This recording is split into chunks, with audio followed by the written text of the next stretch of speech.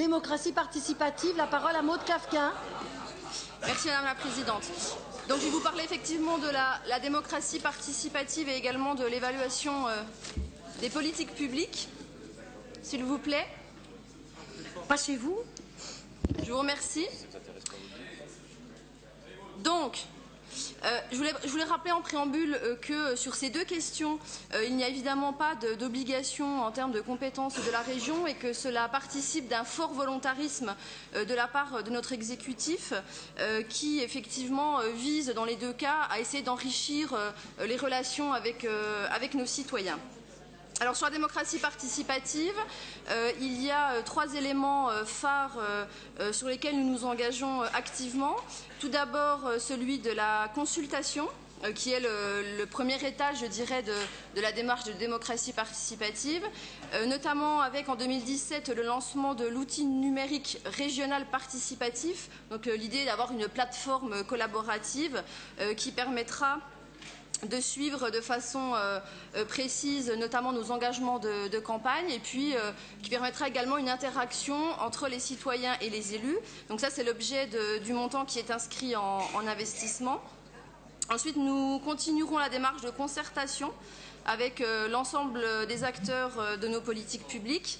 Et évidemment, le dernier étage, le plus inclusif, qui est celui de la participation ou de la co-construction, qui visera cette année encore à travailler sur des formats de type journée citoyenne ou autre, en fonction de l'objectif que l'on se sera fixé, avec notamment l'idée de travailler avec la jeunesse, certainement dans les lycées, pour co-construire finalement l'idée du lycée de demain, notamment en lien avec l'apprentissage et l'amélioration de la vie lycéenne. Voilà, ensuite sur l'évaluation des politiques publiques. Alors là aussi, nous sommes clairement dans une démarche innovante qui nécessite une acculturation forte.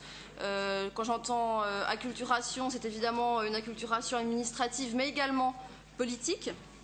Donc sur ce point, historiquement, il existait en région Franche-Comté déjà un service et puis sur les deux anciennes régions, notamment les fonds européens étaient déjà évalués puisque ça fait partie de la démarche globale. Donc là, à l'heure où nous parlons, la direction est mise en place. La direction de l'évaluation et de la performance, elle est constituée aujourd'hui. Et donc l'idée maintenant, c'est de travailler sur quelque chose de très méthodique pour pouvoir effectivement mettre en place cette évaluation de nos politiques publiques régionales pour bien évidemment mesurer l'efficacité, l'efficience, la pertinence et le cas échéant, proposer des amendements, des réorientations, des poursuites ou tout simplement un abandon d'une politique publique qui ne satisferait pas à nos objectifs. Donc ce qu'on vous propose par rapport à ça, et notamment les missions de ce service, pourront porter sur 4 thèmes.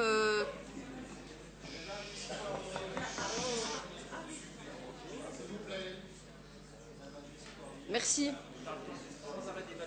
Je sais que vous avez faim, mais c'est un sujet qui tient particulièrement à cœur. La parole est à Madame Kafka et à elle seule, s'il vous plaît. C'est bien pour ça que je vous regarde. Donc, les thèmes que l'on pourra aborder dans le cadre de cette évaluation, c'est évidemment la question du plan de mandat, avec un suivi des objectifs. C'est la convergence de nos politiques publiques entre les deux anciennes régions. C'est l'évaluation, évidemment, des politiques en cours et l'évaluation des programmes européens, comme je disais tout à l'heure, puisque c'est une obligation qui est légale.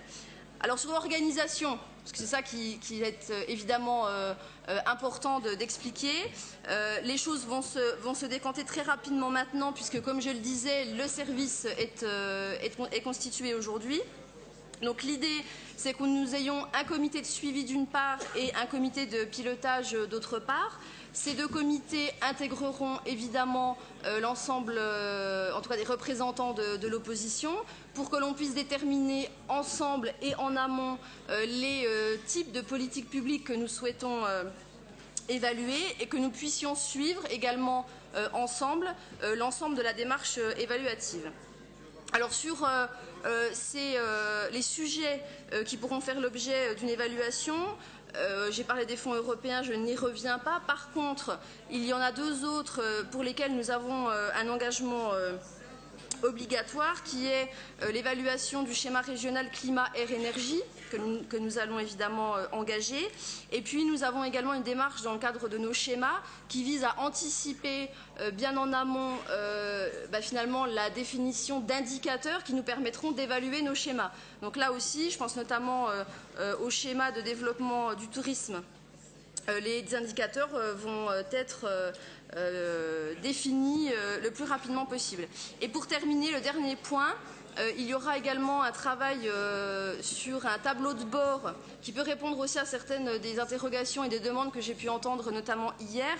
Des tableaux de bord dans chaque direction qui permettront de suivre de façon pointue l'ensemble de nos politiques publiques, avec un rendu plus politique qui nous permettra aussi d'être plus réactifs et de ne pas forcément attendre la fin d'une évaluation, puisque une évaluation, vous le savez, ça peut durer entre 10 mois et 1 an, et donc ça peut être un temps trop long sur un certain nombre de réorientations nécessaires.